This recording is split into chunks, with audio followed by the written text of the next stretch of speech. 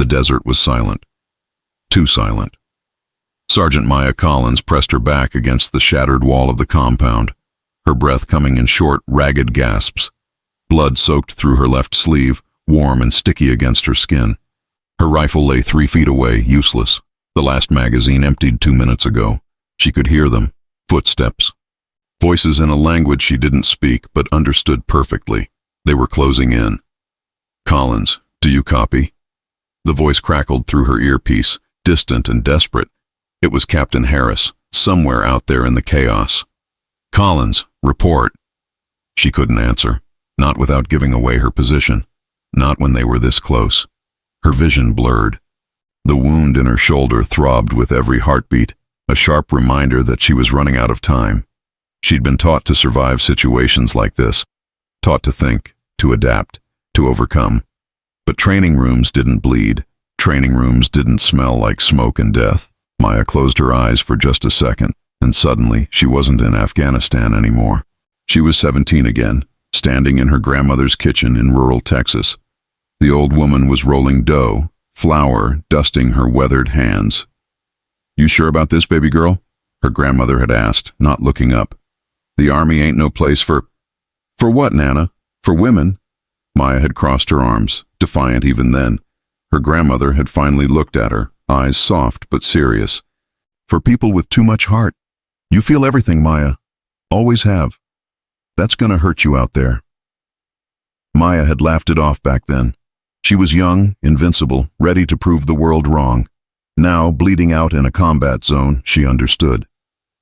A boot crunched on gravel. Close. Too close. Maya's eyes snapped open. Her right hand instinctively moved to her sidearm. Empty. She'd used the last rounds covering Private Chen's evacuation. The kid had been 19, barely old enough to drink, and he'd been hit bad. Someone had to hold the line. That someone had been her. Courage isn't the absence of fear. Her drill sergeant had once screamed in her face during basic training at Fort Benning. It's what you do when you're scared shitless. She'd been scared plenty of times. Scared during her first jump with the 75th Ranger Regiment. Scared during her first firefight in Kandahar. Scared when she'd applied for the Elite Ranger Assessment and Selection Program, knowing most women who tried didn't make it through. But this was different. This was the end. Maya's fingers found her knife, the Ka-bar her father had given her before deployment. He'd been a Marine, Vietnam era, and he'd pressed it into her hands with tears in his eyes. "You come home, Maya," he'd whispered. "You hear me? You come home." She gripped the knife now, the handle worn smooth from use. If this was her last stand, she'd make it count. The footsteps stopped. A shadow fell across the rubble to her left. Maya held her breath, muscles coiled. She could see his reflection in a piece of shattered glass, armed, alert, scanning the ruins. He hadn't spotted her yet. Maybe she had one more chance. Maybe. "Collins!" The shout came from somewhere beyond the compound walls. It was Corporal Jenkins, her spotter, the guy who'd watched her back for 8 months straight. He was trying to draw fire, trying to give her an opening. Stupid, brave, exactly what she would have done. The enemy soldier turned toward the sound, rifle raising. Maya moved. She didn't think. Thinking would have stopped her. Thinking would have reminded her that she was wounded, outnumbered, outgunned. Thinking would have told her this was suicide. But Sergeant Maya Collins had never been good at listening to reason. She launched herself from cover, knife in hand, closing the distance in 3 strides. The soldier began to turn, surprise flashing across his face, but he was too slow. Part 2. Training took over. Muscle memory forged through 1,000 repetitions. Her blade found its mark, and the soldier dropped without a sound. Maya caught his rifle before it hit the ground. Russian-made, unfamiliar weight, but a weapon was a weapon. She checked the magazine, half full, better than nothing. "Collins!" Jenkins' voice again, closer now, urgent. She couldn't stay here. The compound was compromised, surrounded. She'd counted at least 12 hostiles before she'd gone to ground, maybe more. Her team had been on a routine patrol, routine being a joke in this part of Helmand Province, when they'd been ambushed. Textbook kill box. Someone had known they were coming. The firefight had been brutal and quick. Their convoy, 3 Humvees carrying 9 soldiers, had been separated. Maya had seen Lieutenant Park take a round to the chest, seen Private Chen dragging himself across the dirt, leg shredded, seen Specialist Rodriguez throw himself on a grenade. Rodriguez had been 23. He'd shown her pictures of his daughter just that morning. Maya shook the memory away. Grief was a luxury she couldn't afford. Not yet. She moved through the compound like a ghost, silent despite the pain screaming through her shoulder. Blood loss was making her lightheaded, but she pushed through it. Navy SEAL candidates endured worse during Hell Week. Rangers didn't quit. Women didn't quit. Not when everyone was waiting for you to fail. The thought brought a bitter smile to her lips. She'd heard it all during her career. Too weak, too emotional, a liability. The whispers in the mess hall, the sidelong glances during training, the officers who questioned every decision she made. Continua 8-0 Final 21. 15 Part 3. Women don't belong in combat roles, a colonel had told her once during a briefing at Fort Benning. He'd said it to her face, no shame, like it was just a fact. You might be tough, Collins, but biology is biology. You'll get someone killed. She'd proven him wrong every day since. Top marks in marksmanship, highest endurance scores in her company, first woman in her unit to complete the grueling Ranger School mountain phase without recycling. But none of that mattered now. Now she was just another soldier trying to survive. Maya reached the compound's eastern wall, pressing herself against the crumbling concrete. Through a gap, she could see the desert stretching endlessly, heat waves shimmering in the afternoon sun. Beautiful and deadly, like everything in this country. Movement caught her eye. 2 hostiles 30 yards out, moving in formation, professional, trained. This wasn't some ragtag militia. These were experienced fighters. She checked the rifle again. 15 rounds, maybe 16.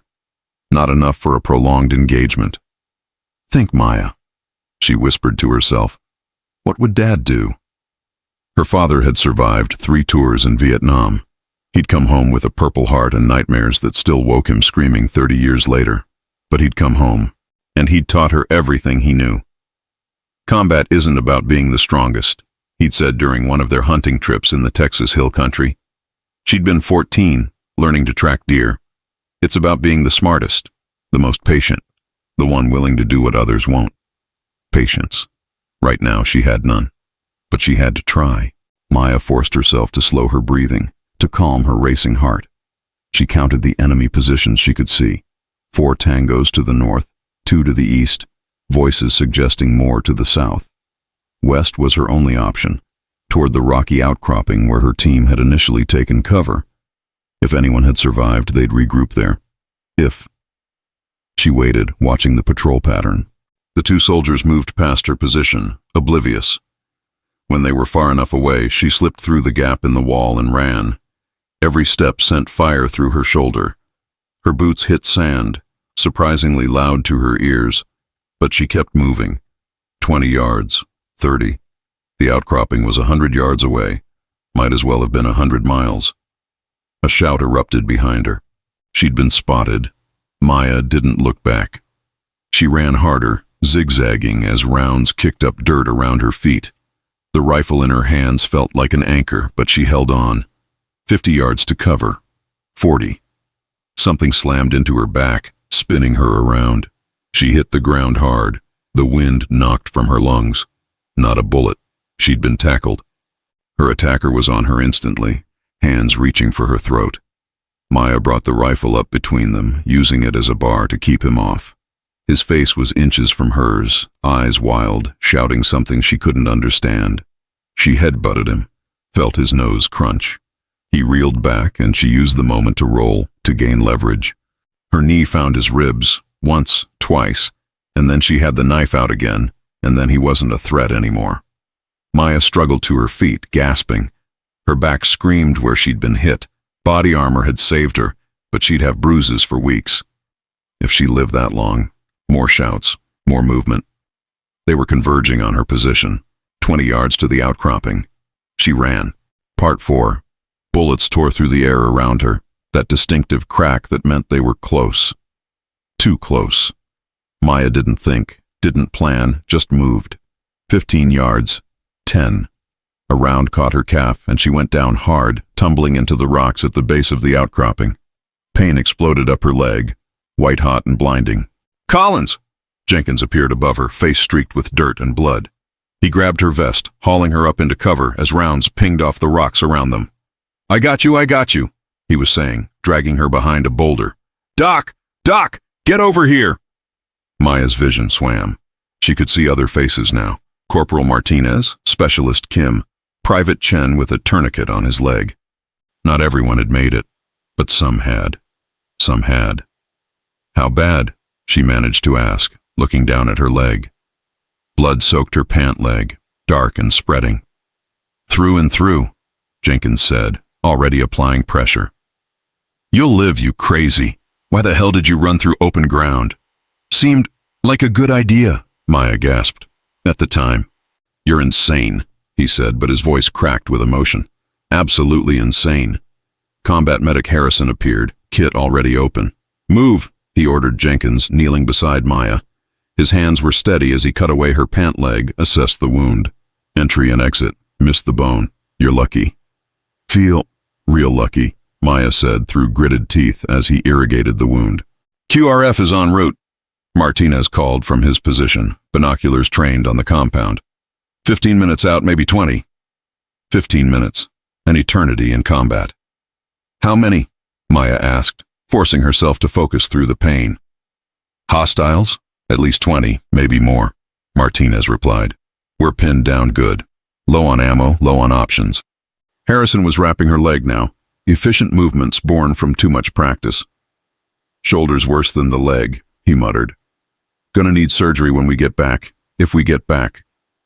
"We're getting back," Maya said firmly. She pushed herself up to sitting, ignoring Harrison's protest. "Let me see our position." Jenkins helped her to a gap in the rocks. From here she could see the compound, the desert beyond, the enemy forces establishing a perimeter. They were being methodical, professional, cutting off escape routes, preparing for an assault. "They're going to rush us," she said quietly. "Before the QRF arrives, they know reinforcements are coming. Then we hold," Martinez said. "What else can we do?" Maya looked at her team.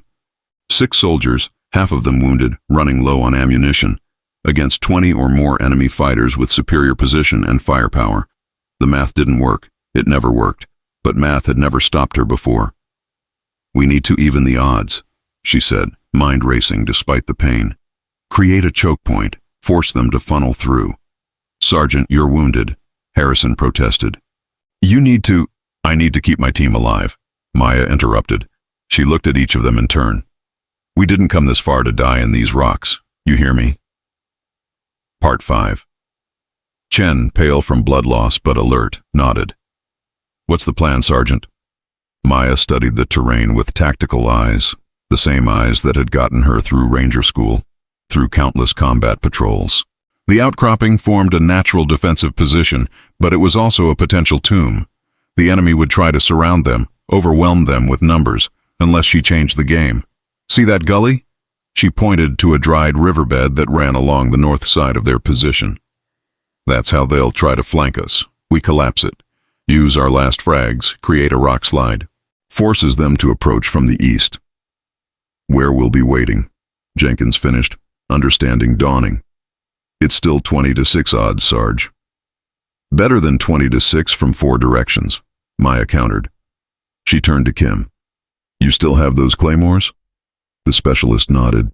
2 was saving them for this, Maya said. "Martinez, you're our best shot. You take high ground, pick off anyone who gets brave. Kim, set those claymores at the eastern approach, 30 yards out. Harrison, you keep Chen and anyone else who gets hit stable. Jenkins, you're with me on the line." "Sergeant Collins," Harrison started, "you've lost a lot of blood. I should lead my team," Maya said quietly but firmly. "That's what sergeants do." For a moment, no one moved. Then Martinez grabbed his rifle. "You heard the sergeant. Let's move." They moved like the trained soldiers they were, despite the wounds, despite the fear. Maya watched them work, felt a surge of pride. These weren't just soldiers. They were her soldiers. Her team. She'd die before she let them down. The thought brought her back to another memory, sharp and painful.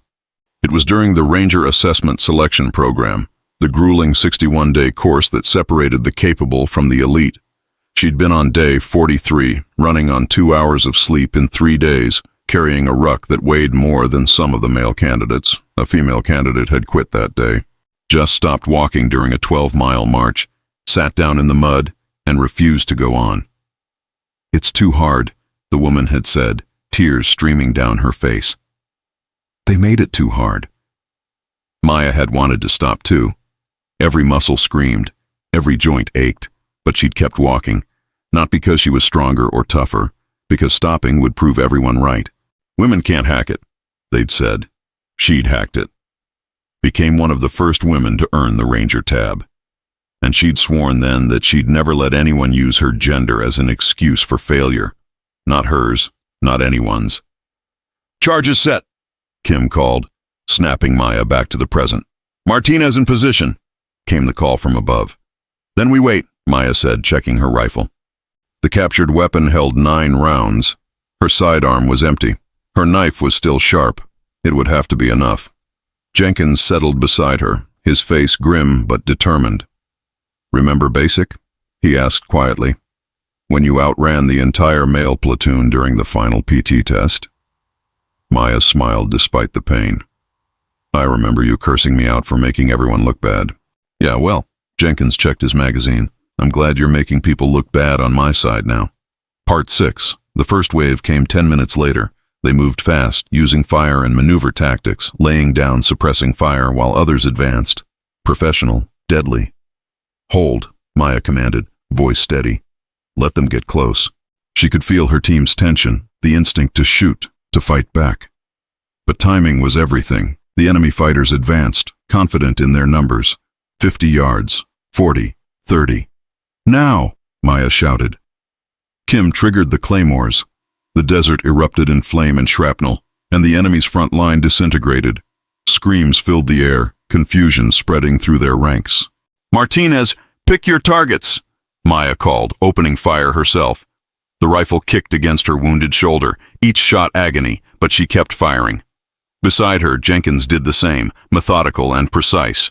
3 hostiles went down, 4, 5, but they kept coming. "Reloading," Jenkins called. Maya's rifle clicked empty. She dropped it, drew her knife. A fighter crested the rocks to her left, and she met him with steel. Muscle memory took over. Thrust, twist, withdraw. He fell. Another appeared, then another. "Collins, you're 6. Martinez's shot dropped a hostile behind her. The world became chaos. Close quarters, hand to hand, the kind of fighting they didn't teach in schools. The kind where training met desperation and only will to survive mattered. Maya felt a blade slice her arm. She countered, disarmed her attacker, used his own weapon against him. Her movements were automatic, brutal, efficient. Not a soldier anymore, just a survivor. "Grenade!" someone shouted. The explosion rocked the outcropping. Maya felt shrapnel tear through her vest, felt her ears ring. She hit the ground hard, dazed. Through blurred vision, she saw Jenkins go down, clutching his side. Saw Kim firing her sidearm, empty casing ringing off stone. Saw Chen, wounded leg and all, using a rock to defend himself. They were being overrun. Maya tried to stand, but her legs wouldn't cooperate. Blood loss, exhaustion. The wounds were catching up. "No," she whispered. "Not like this." A hostile loomed over her, rifle raised. This was it, the end. She thought of her grandmother's kitchen, her father's knife, Rodriguez's daughter who'd never see her father again. She thought of every person who'd said she couldn't, and she thought, not today. Maya's hand found a rock. She threw it, pure instinct, catching the fighter in the face.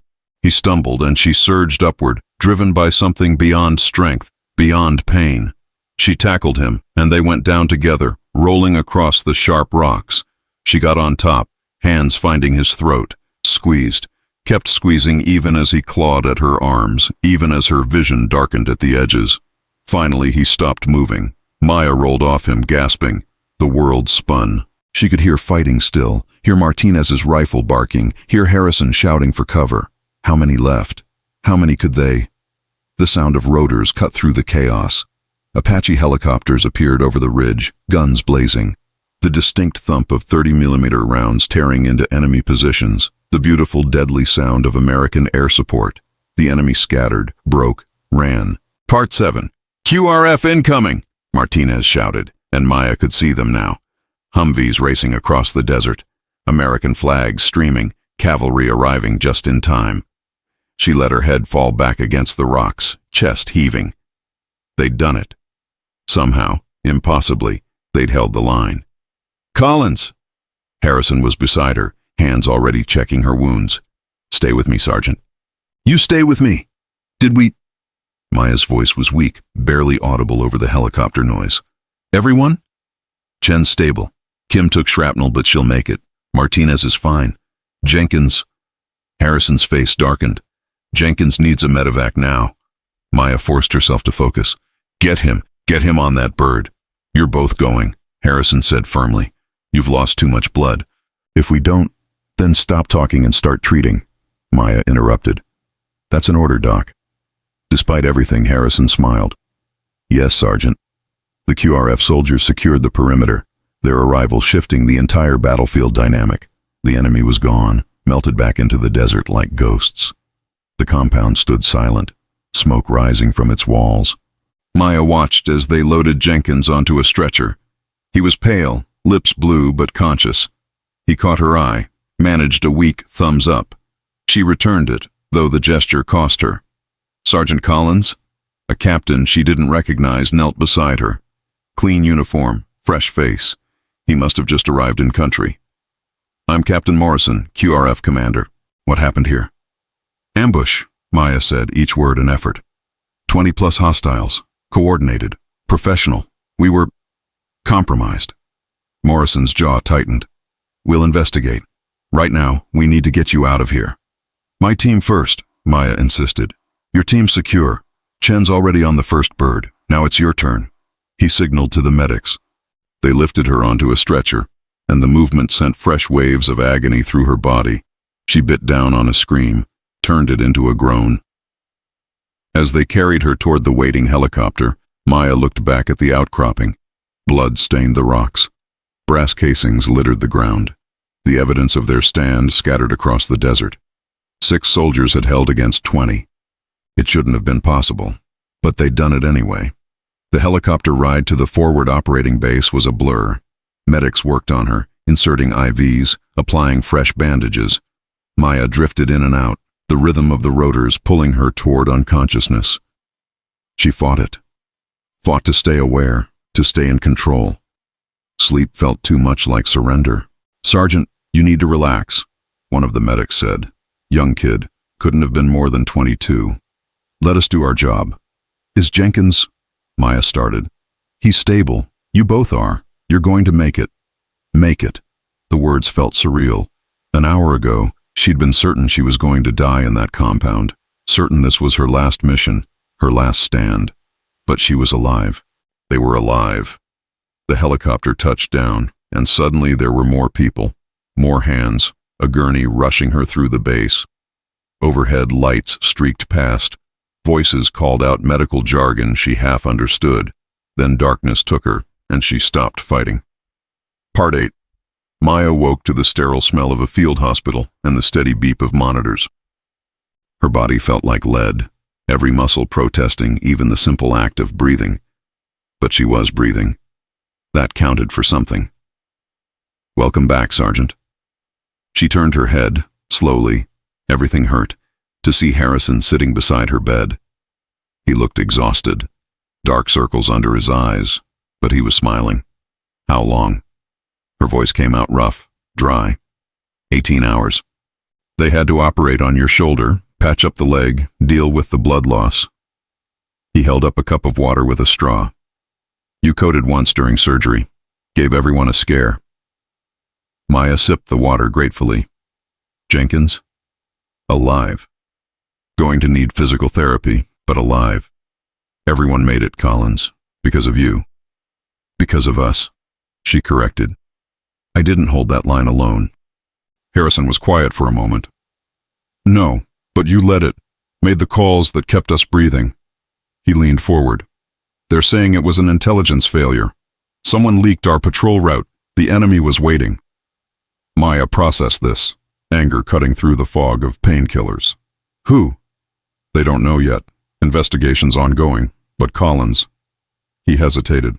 Command wants to talk to you about what happened, about how 6 soldiers held off a force that size. We did our jobs, Maya said simply. You did more than that. Harrison stood, checked her IV. Get some rest. You've earned it. After he left, Maya stared at the ceiling, mind churning. An intelligence leak, a coordinated ambush. This wasn't random. Someone had wanted them dead. The question was why. She must have drifted off again because when she opened her eyes, the light had changed. Late afternoon, judging by the angle of sun through the window, and she wasn't alone. Sergeant Collins. Colonel Bradley stood at the foot of her bed. She'd met him twice before, once during a medal ceremony, once during a pre-deployment briefing. He was old-school Army, career soldier, the kind of officer who'd earned his rank through sweat and sacrifice. Maya tried to sit up, winced.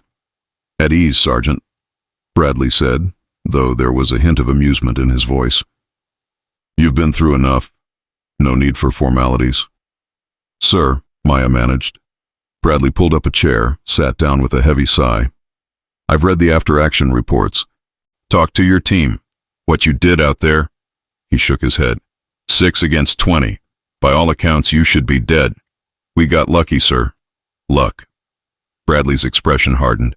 Is that what we're calling tactical brilliance now? Creating a kill zone, using terrain to your advantage, maintaining unit cohesion under impossible odds. That's not luck, Sergeant. That's leadership. Maya didn't know what to say to that. Bradley continued. There are officers at the Pentagon who still think women don't belong in combat roles, who think you're a liability, a political statement, a box to check. He met her eyes. You proved them wrong. Again. Part 9. I just did my job, sir, Maya said quietly. Your job was to survive. You made sure your entire team did the same. Bradley pulled out a folder, set it on the bed. I'm recommending you for the Silver Star. Your actions were above and beyond. Maya stared at the folder. The Silver Star. 3rd highest military decoration, for extraordinary gallantry in action. Sir, I don't need... This isn't about what you need, Sergeant. It's about what you've earned, what you represent. Bradley's voice softened. Every female soldier in this army is fighting an uphill battle. Every mission, every evaluation, every decision is scrutinized twice as hard. You know that better than anyone. Maya thought about the colonel at Fort Benning, about the whispers and the doubts, about every time she'd had to be twice as good to be seen as half as capable. Yes, sir, she said. Then you also know that what you did matters beyond this mission. You saved lives, you led under impossible circumstances, and you showed everyone watching that courage doesn't have a gender. Bradley stood. Get well, Sergeant. The Army needs more soldiers like you. After he left, Maya picked up the folder with her good hand. Inside were the official forms, witness statements, the clinical recounting of the worst day of her life rendered in military bureaucracy. But attached to the back was something else, a handwritten note. Sergeant Collins, you saved my life today. I won't forget it. When I have kids someday, I'll tell them about the bravest soldier I ever knew. Thank you. PFC Chen. Maya's eyes burned. She carefully folded the note, held it close. This was why she served, not for medals or recognition, for the soldier beside her, for the kid who deserved to go home, for everyone who needed someone to stand the line. The days blurred together after that. Physical therapy for her leg, bandage changes for her shoulder, video calls with her family. Her grandmother crying, her father trying not to, both of them saying they were proud. Jenkins recovered in the bed next to hers. They played cards, traded stories, avoided talking about that day, until finally they couldn't avoid it anymore. I thought we were dead, Jenkins admitted one night, voice quiet. When you ran across that open ground, I thought you'd lost your mind. Maybe I did, Maya said. Seemed like the only option at the time. It was insane, reckless. He paused, and it saved us all. They sat in comfortable silence after that. Two soldiers who'd seen hell and made it back. A week later, Maya was cleared for light duty. The wounds were healing, though the doctor said her shoulder would never be quite the same. Small price to pay for being alive. She was sitting in the rec room reading a book when Martinez found her. "Sarge, you've got to see this," he said, excitement in his voice. He led her outside to where the rest of the team had gathered. Kim, Chen on crutches, Harrison, even Jenkins in a wheelchair. "What's going on?" Maya asked. "Just watch," Kim said, pointing toward the base entrance. A convoy was arriving, Humvees and trucks. Standard enough. But as they got closer, Maya saw something unusual. Every vehicle had an American flag. Every soldier was standing at attention. "What is this?" she whispered. Part 10. The convoy stopped and soldiers began dismounting. Dozens of them, hundreds. They formed ranks, precise and proud. Then as one they saluted. Maya stood frozen, not understanding. The salute wasn't for some general. It wasn't for a ceremony. It was for her team. "Word got out," Martinez said quietly beside her. "About what you did, about the stand. Units started talking, sharing the story. Now everyone knows."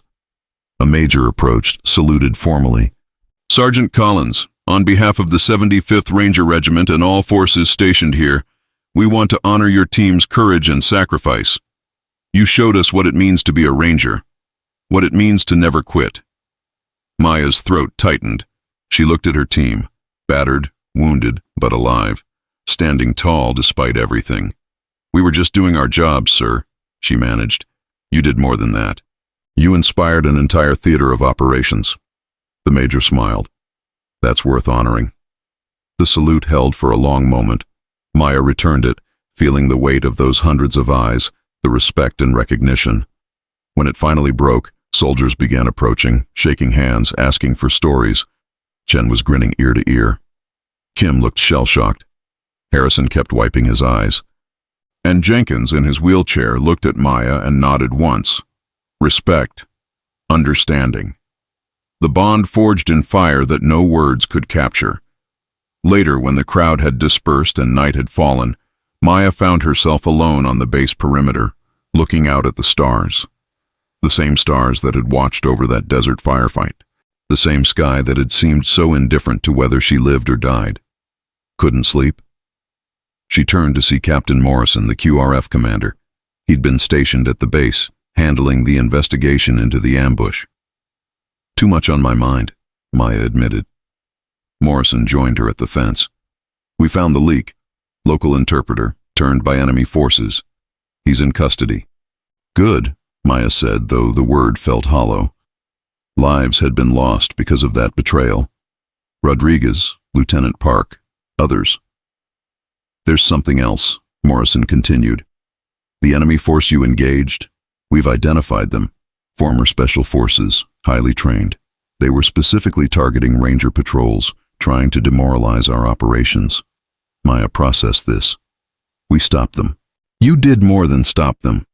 After your stand, enemy activity in the region dropped 40%. They realized they couldn't break American resolve, couldn't make us quit." Morrison looked at her. "You didn't just save your team, Sergeant. You changed the momentum of this entire campaign." The words hung in the desert air, heavy with meaning.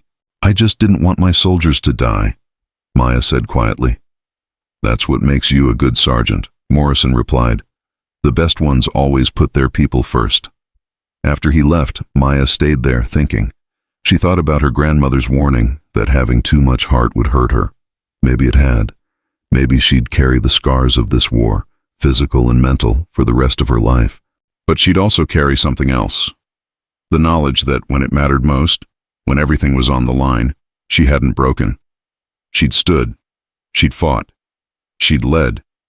And she'd brought her people home. Part 11. 3 weeks later, Maya stood at attention in a ceremony hall packed with soldiers, officers, and press. Her dress uniform felt strange after weeks in hospital gowns and fatigues. The shoulder still ached, would probably always ache, but she could stand straight.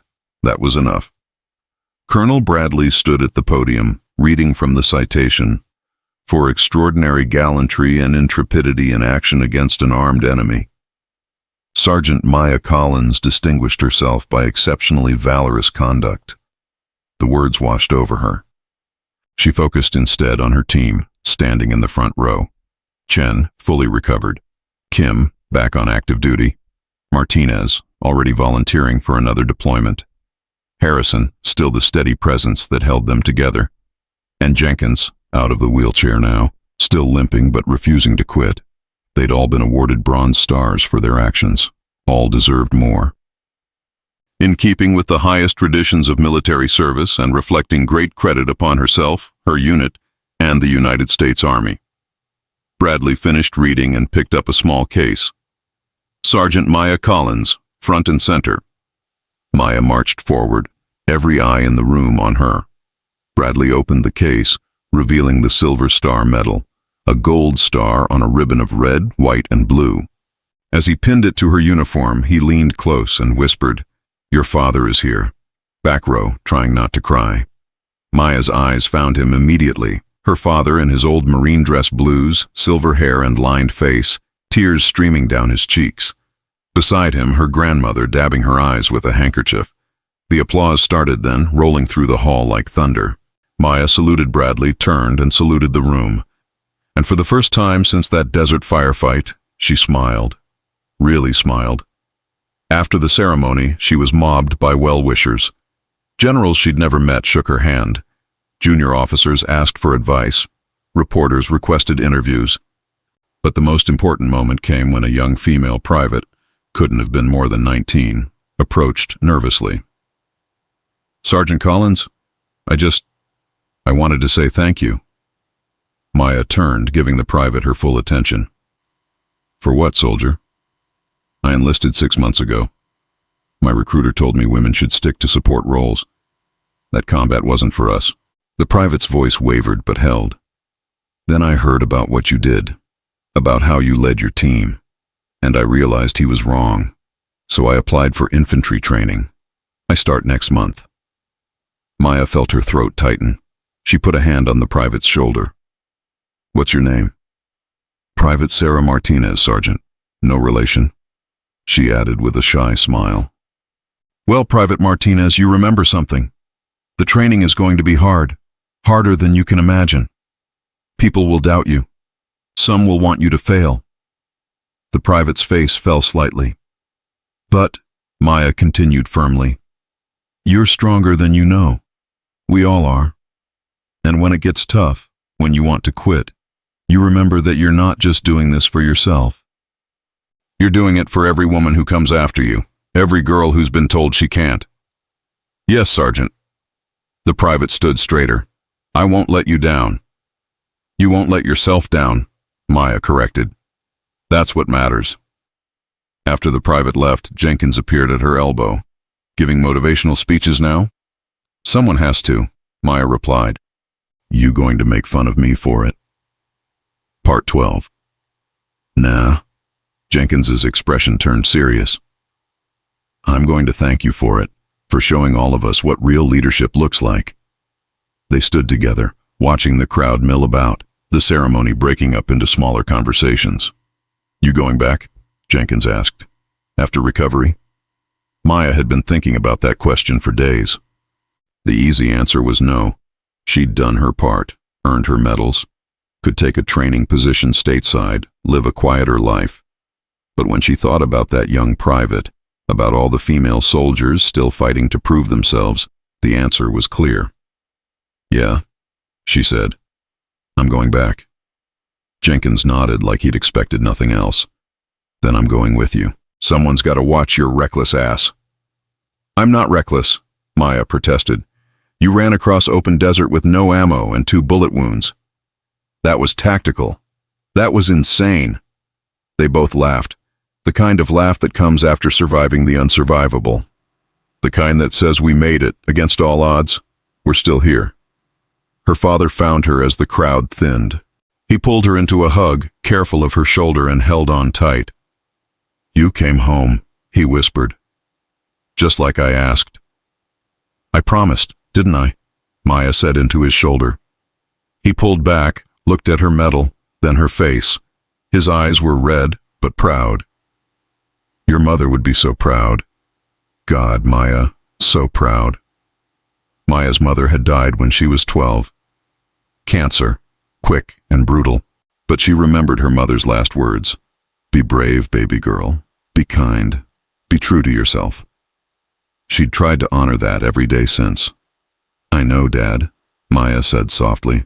Her grandmother approached, surprisingly spry for 83. She looked Maya up and down, taking in the uniform, the medal, the healing wounds. You proved me wrong, she said finally. About what, Nana? I said having too much heart would hurt you, but it didn't. The old woman touched the medal gently. It saved you. Saved all of them. Heart isn't a weakness, baby girl. It's your strength. Maya hugged her grandmother, careful and gentle. I learned from the best. The reunion was everything she'd needed, but eventually duty called. She had reports to file, medical evaluations to complete, a career to continue. As she left the ceremony hall, a lieutenant colonel she didn't recognize stopped her. Sergeant Collins, Colonel Amanda Price, Pentagon Personnel Division. The woman offered her hand. I wanted to talk to you about an opportunity.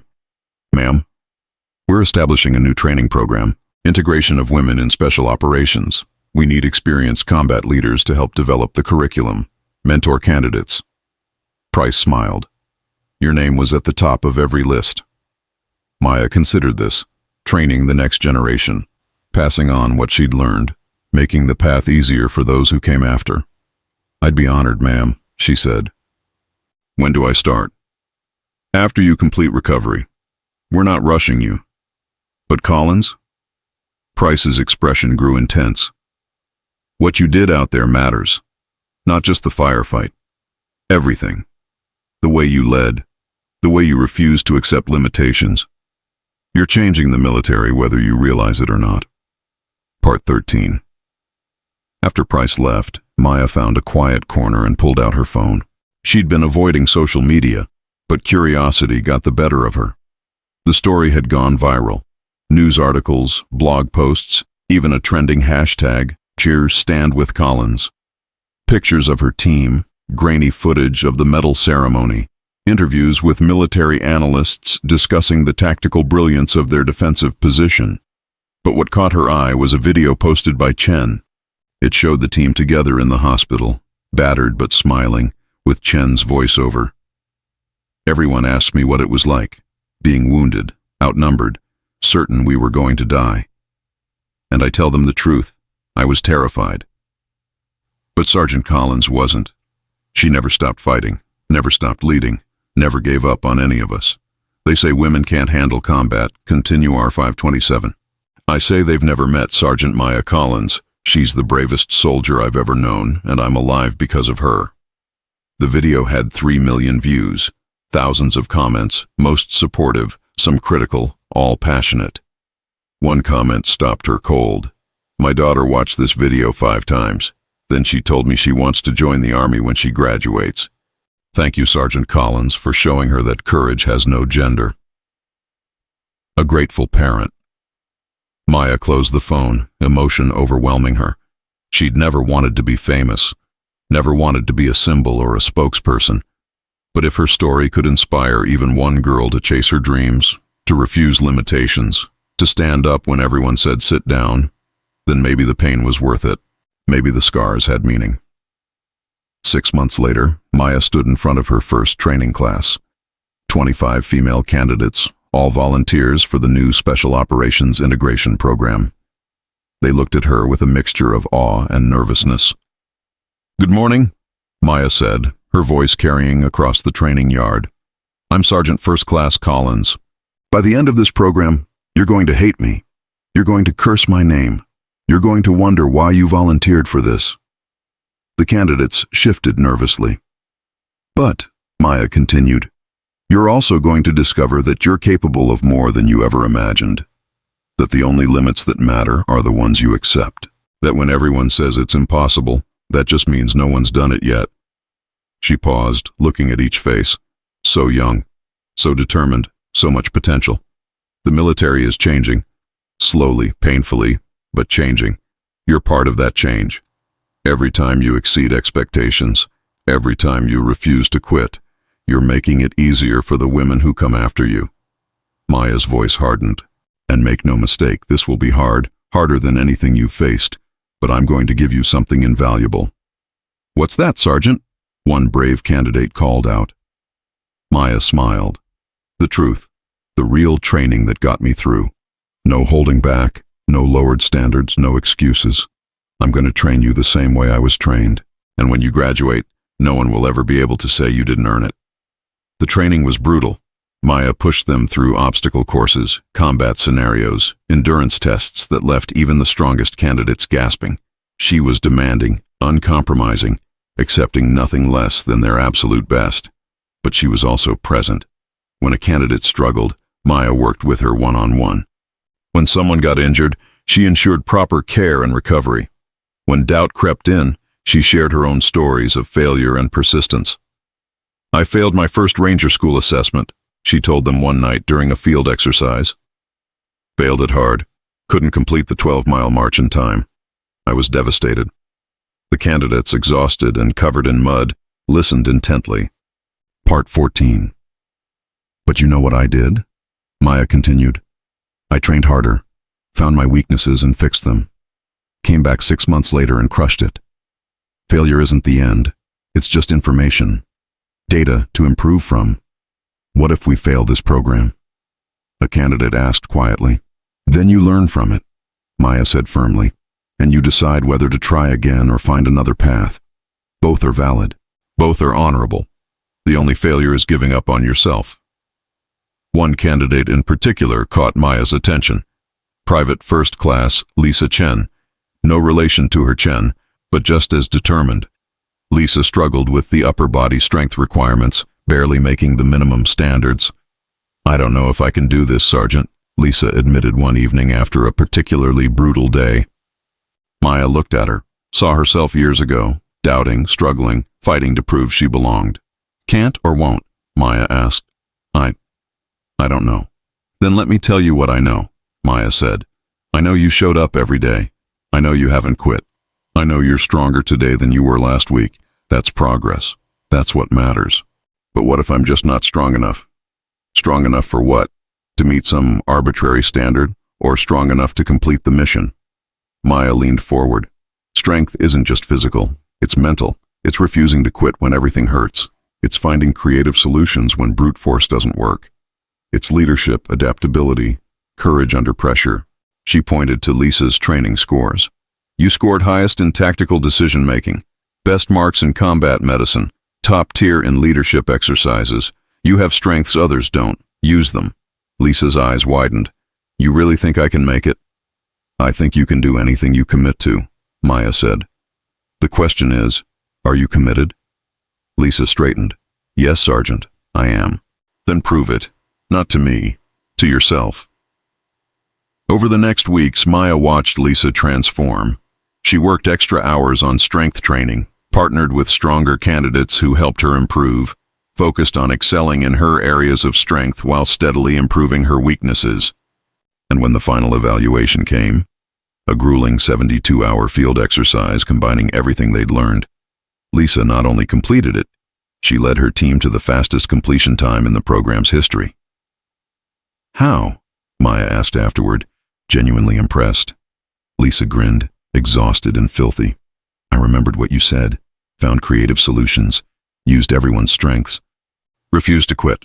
Outstanding work, Private, Maya said formally, then quieter. I'm proud of you. Graduation day for the first class was smaller than Maya's Silver Star ceremony, but no less meaningful. 20 candidates had started, 18 finished.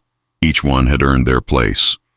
Colonel Price gave the address, but she called Maya up to speak as well. Maya looked at the graduates, these warriors she'd helped forge, and felt a surge of pride. 6 months ago, you were candidates, she began. Today, you're soldiers, qualified, capable, ready. But more than that, you're pioneers. Every mission you complete, Every challenge you overcome, you're proving what I've always known, that courage, skill, and determination have no gender. She paused, emotion creeping into her voice. People will still doubt you, still question whether you belong. Let your actions answer them.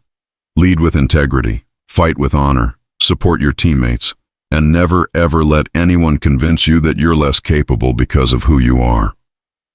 The graduates stood straighter, pride evident on every face. Part 15. You asked me once what it takes to succeed in this field, Maya continued. I'll tell you now. It takes heart. It takes refusing to accept limitations. It takes getting up every time you're knocked down. It takes believing in yourself when no one else does. She looked at Lisa, at each graduate in turn. I believe in you. Your instructors believe in you. Now you need to believe in yourselves. You've earned that right. The applause was deafening. After the ceremony, Maya was approached by a brigadier general she'd never met. Sergeant Collins, General Patricia Reeves, I've been watching your program with great interest. Ma'am, Maya stood at attention. At ease. Reeves smiled. I wanted to personally thank you for everything you've done, are doing. The military is stronger because of soldiers like you. Thank you, ma'am. I also wanted to let you know there's a commission package being prepared. Officer Candidate School, if you're interested. Maya blinked, surprised. Officer? She'd always been enlisted, had never considered the officer track. You don't have to decide now, Reeves continued. But think about it. We need leaders who understand what you understand, who can change the culture from within. You'd be excellent. After Reeves left, Maya stood alone, processing. An officer, leading not just a team, but entire units, shaping policy, making strategic decisions. Her phone buzzed, a text from her father. Saw the graduation on the news. Your mother would be bursting with pride. So am I. Love, Dad. Maya smiled, typed back. Thanks, Dad. Miss you both. Love you. Another text, this one from Jenkins. Heard you're making officers out of candidates now. Next you'll be running the whole army. About time someone competent was in charge. She laughed, replied, Don't tempt me. That night, alone in her quarters, Maya looked at herself in the mirror. The scars on her shoulder were visible, raised and pink. Her leg ached when it rained. She had nightmares sometimes, waking in cold sweats back in that desert compound. But she also had purpose, direction, the knowledge that what she was doing mattered. She thought about that young private at her medal ceremony, the one who'd been told women didn't belong in combat. Thought about Lisa Chen, who'd overcome doubt to become a leader. Thought about all the women still fighting to prove themselves. For them, Maya said to her reflection, keep going for them. Her phone rang. Unknown number. Sergeant Collins. Maya? It's Rodriguez's widow, Maria. Maya's heart clenched. Rodriguez, who'd thrown himself on a grenade, who'd shown her pictures of his daughter that final morning. Maria, Maya said softly. How are you? How's Isabella? We're managing. It's hard. But I wanted to call because Isabella saw you on TV. The medal ceremony. Maria's voice cracked. She asked me if you were the soldier Daddy talked about, the brave one who never gave up. Tears burned Maya's eyes. He talked about me. In every letter, every phone call. He said you were the best sergeant he'd ever had, that you made him want to be better. Maria took a shaky breath. I wanted you to know that, and to say thank you for trying to save him, for honoring his sacrifice by keeping the rest of them alive. Part 16. I'm so sorry, Maria, Maya whispered. He was a hero, a good soldier, a good man. I know. And now Isabella knows too. She says when she grows up she wants to be a soldier like you, like her daddy. Maria laughed through tears. I don't know whether to be proud or terrified. Be both, Maya said. That's what parents do.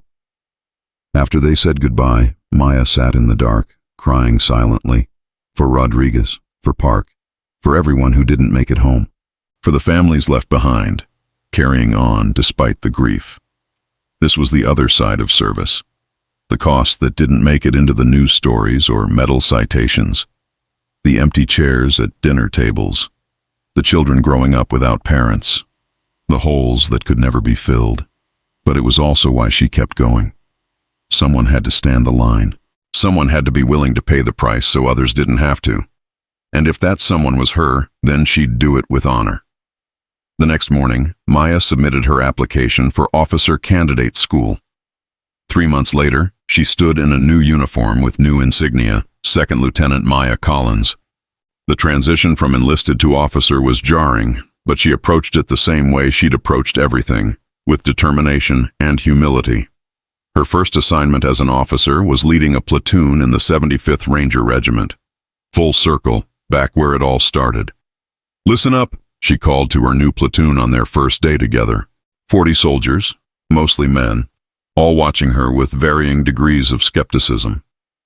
She recognized that look, had seen it her entire career. "I know what some of you are thinking," Maya said bluntly. "Female officer, diversity hire, political correctness.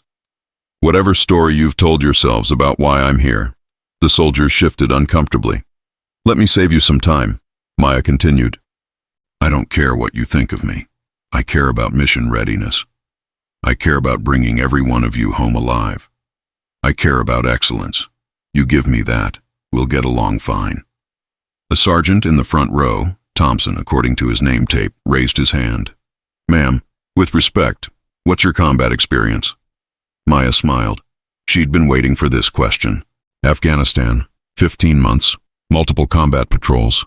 Silver Star for actions against a numerically superior force. Wounded twice, still here." She paused. "Good enough, Sergeant Thompson?" Thompson blinked, then nodded slowly. "Yes, ma'am." "Anyone else have questions about my qualifications?" Maya scanned the platoon. Silence. "Outstanding. Then let's get to work." The training was intense. Maya pushed them hard but fairly, demanding the same excellence from everyone regardless of gender, race, or background. She led from the front, never asking them to do anything she wouldn't do herself. Slowly, the skepticism faded, replaced by respect, trust, the bond that forms between soldiers who rely on each other. 2 months into her command, they deployed to Africa. Counter-terrorism operations, training local forces, high-stakes missions in unforgiving terrain. It was during a village security assessment that everything changed. Part 17. They'd been working with local forces in a remote region when intel came through. A terrorist cell planning an attack on a nearby refugee camp. Hundreds of civilians at risk. "We move in 3 hours," Maya told her platoon, studying the maps. "Fast insertion, neutralize the threat, extract before they can scatter." Thompson approached quietly. "Ma'am, the terrain is rough. Multiple choke points. If they're ready for us?" "They won't be," Maya interrupted. "We're going in quiet. Small teams, surgical strike. In and out before they know we're there." It was a gutsy call. Risky. But waiting meant civilian casualties. The mission launched under cover of darkness. Maya led the primary assault team, 12 Rangers moving like shadows through the African night. They used night vision, hand signals, years of training distilled into smooth coordination. The compound appeared deserted. Too quiet. Maya raised a fist. Halt. Something felt wrong. The same instinct that had saved her in Afghanistan was screaming now. She signaled Thompson. "Check for—" The explosion cut her off. An IED buried at the compound entrance. The blast threw Maya backward, ears ringing, vision blurred. She tasted blood, felt pain lancing through her side. "Contact left!" someone shouted. Gunfire erupted from multiple positions. The compound lit up like the 4th of July. They'd walked into an ambush, again, but this time Maya wasn't caught by surprise. "Suppressing fire, fall back to Rally Point Alpha." Her voice cut through the chaos, clear and commanding despite the ringing in her ears. The platoon moved like a single organism, laying down covering fire as they retreated in good order. No panic, no breaking, just professional soldiers executing their training.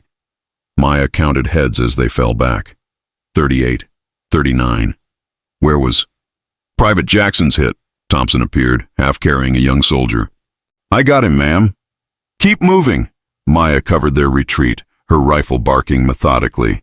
Breathe, aim, squeeze. Breathe, aim, squeeze. The same drill she'd practiced 10,000 times. They made Rally Point Alpha, a defensible position behind a low ridge. Maya assessed the situation rapidly. 1 wounded, no fatalities. Ammunition holding. The enemy wasn't pursuing, content to hold the compound. Status? She demanded. Jackson took shrapnel, nothing critical. The platoon medic reported. Everyone else is good.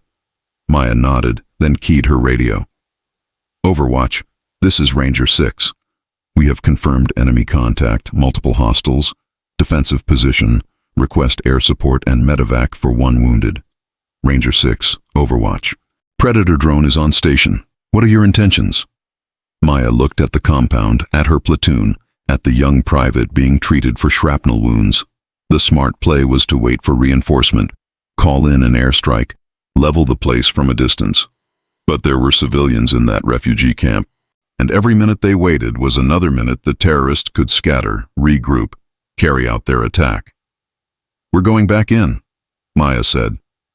Thompson stared at her. Ma'am, that's tactically sound, Maya interrupted. They expect us to retreat. We're going to flank them instead. Use the drone feed to identify positions. Hit them from the north while they're watching the south. Part 18. It's risky, Thompson said, but his tone held respect now. He'd seen this before, his lieutenant making the hard calls, the dangerous calls, the calls that saved lives. So was joining the Rangers, Maya replied. Everyone on board? To a person, her platoon nodded. They trusted her. Would follow her into hell if she asked. She just hoped she wasn't asking them to. The flanking maneuver took 40 minutes. 40 minutes of crawling through rough terrain, using every bit of cover, moving in absolute silence. The drone feed showed 18 hostiles in the compound, dug in and waiting. Good odds if you hit them by surprise. Maya positioned her teams carefully.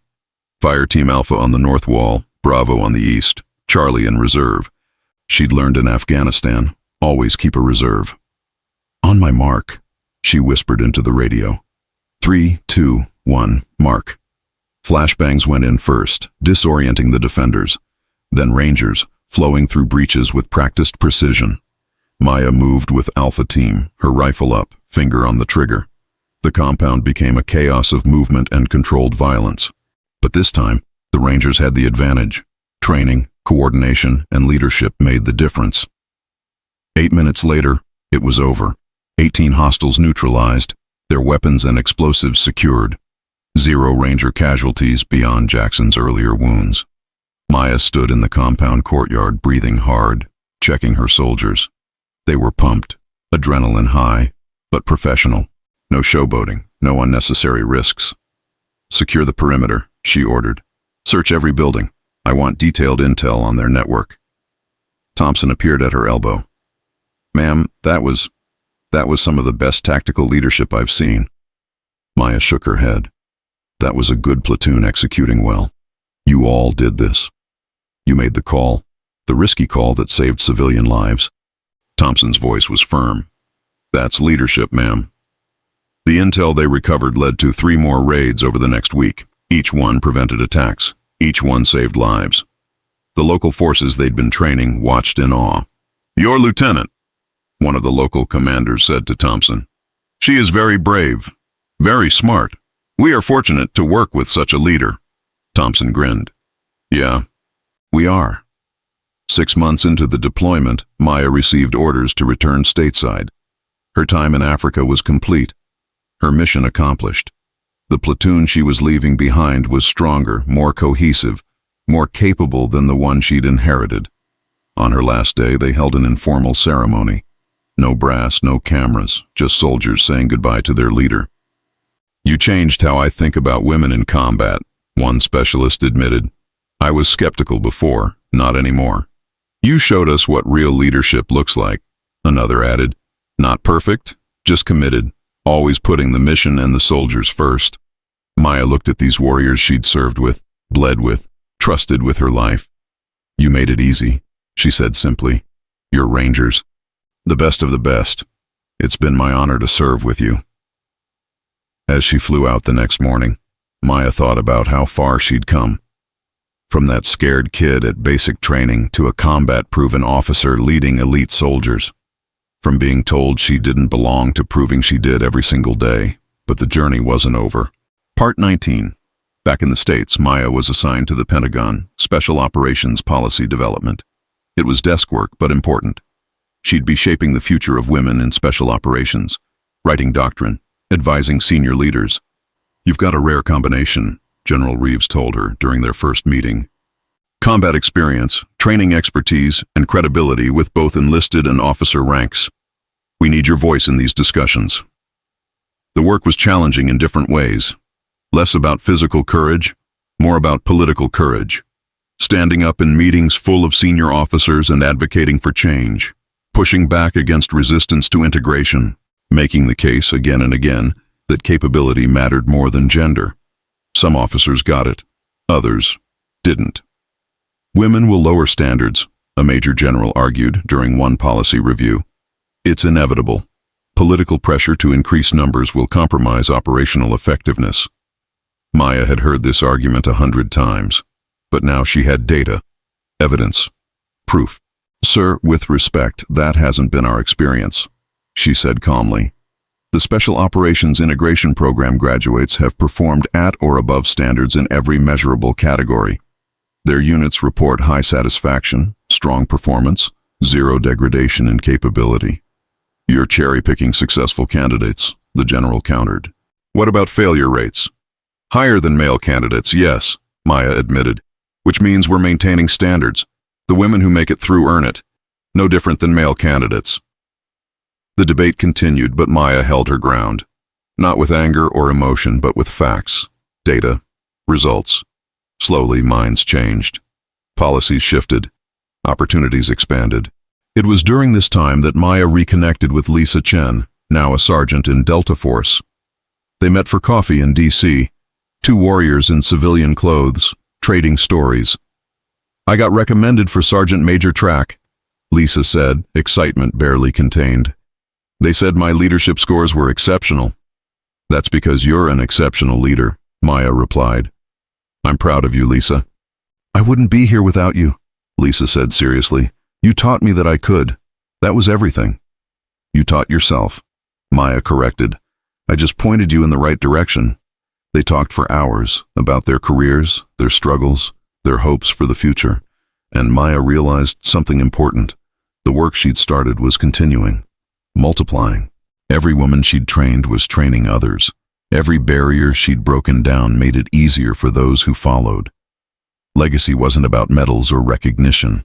It was about the ripples you created, the lives you touched, the path you cleared. 2 years into her Pentagon assignment, Maya received an unexpected call. It was Private Sarah Martinez, the young woman from her medal ceremony who'd joined infantry training. "Ma'am, I just graduated from Ranger School," Sarah said, voice shaking with emotion. "I made it. I actually made it." Maya felt tears prick her eyes. "Congratulations, Ranger. I knew you would. I wanted to thank you for believing in me before I believed in myself, for showing me it was possible." Sarah paused. "And to tell you, I'm applying for Delta Force selection, following your example." After they hung up, Maya sat in her office, overwhelmed. That scared 19-year-old was now a Ranger, was pursuing elite special operations because of a conversation they'd had years ago. Impact. Real, lasting impact. Part 20. 5 years after that desert firefight, Maya stood before another crowd. This time she was the keynote speaker at a military leadership conference. The topic, breaking barriers and building excellence. She looked out at the audience, hundreds of service members, from privates to generals from every branch and background, and she told them her story. Not the sanitized version, not the Hollywood version, the real version. "I've been shot twice," she said. "I've watched friends die. I've led missions that succeeded and missions that failed. I've been told I didn't belong more times than I can count." She paused. "And I'm still here, not because I'm extraordinary, because I refused to quit." She talked about Rodriguez throwing himself on a grenade, about Jenkins dragging her to safety, about Chen and Kim and Martinez and Harrison, about every soldier who'd stood beside her when it mattered most. Leadership isn't about being perfect, Maya said. It's about being present. It's about making hard decisions and living with the consequences. It's about putting your soldiers first, even when it costs you. She talked about the integration program, about Lisa Chen and Sarah Martinez and all the women who'd followed their example, about changing culture one soldier at a time. The military is stronger when we tap into all available talent, she said firmly.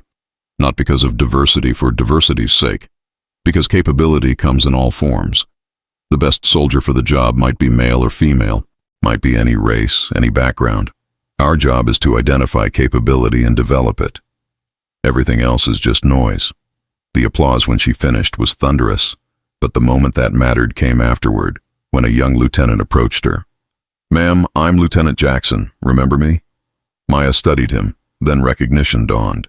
"Private Jackson? The one who got hit by shrapnel in Africa?" "The same, ma'am. You saved my life that night. Made the call to go back in when everyone said to wait. I've never forgotten." He stood straighter. "I just wanted you to know.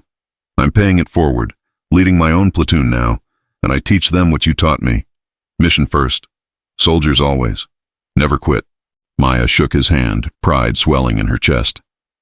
"That's all any leader can ask. Well done, Lieutenant." That night, in her apartment, Maya looked at the medals on her wall. Silver Star, Bronze Star, Purple Heart with Oak Leaf Cluster, Combat Infantryman Badge, Ranger Tab, Master Parachutist Wings, physical representations of a journey that had cost her blood, sweat, and tears, that had tested every limit she had. But the real testament wasn't on the wall. It was out there, in every soldier she'd trained, every woman she'd inspired, every life she'd touched. Her phone rang. Jenkins, now a sergeant major. "Collins, you watching the news?" "No, why?" "Turn it on, Channel 7. Maya switched on her TV to see coverage of a military operation in Syria.